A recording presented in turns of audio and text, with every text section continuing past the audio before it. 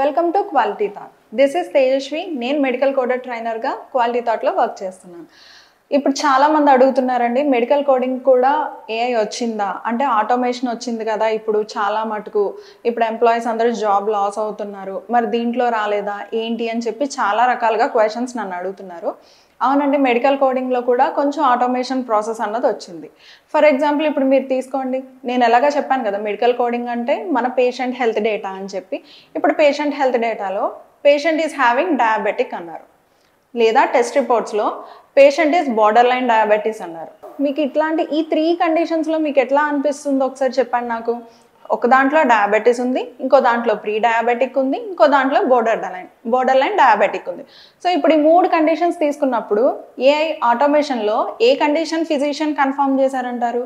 ఇది ఏఐకి తెలీదు. సో బ్యాకప్గా ఖచ్చితంగా మళ్ళీ మెడికల్ కోడర్ కావాల్సిందే.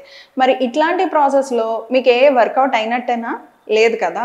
అందుకని ఇప్పుడు ఏఐ అన్నది కంప్లీట్గా అన్ని చోట్ల సక్సెస్ఫుల్ అవ్వలేదండి. ఏం చేసినా సరే మళ్ళీ బ్యాకప్గా మెడికల్ కోడర్ ఉండాల్సిందే.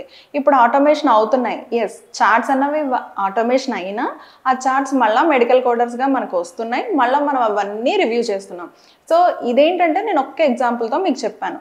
దీంట్లో ఏంటంటే మీకు ఫిజిషియన్ కన్ఫర్మ్ చేస్తేనే కానీ కండిషన్ని కోడ్ చేయము. కానీ ఏఐ ద్వారా ఏంటంటే కన్ఫర్మ్ చేసినా చెయ్యకపోయినా దానికి సపోర్ట్ ఉన్నా లేకపోయినా కండిషన్ అన్నది తీసేసుకుంటుంది. మరి అక్కడ ఫెయిల్ అయినట్టే కదా. సో మీకు ఇందులో డౌట్స్ ఏమీ వద్దు. ఏఐ వచ్చినా సరే మెడికల్ కోడర్గా మనం అన్నది ఖచ్చితంగా వర్క్ చేయాల్సిందే. And this is Tejaswi. Thank you. నేను ఇచ్చిన ఇన్ఫో మీకు నచ్చినట్టయితే మా క్వాలిటీ థాట్ సైట్ని just like, share and subscribe చేయండి.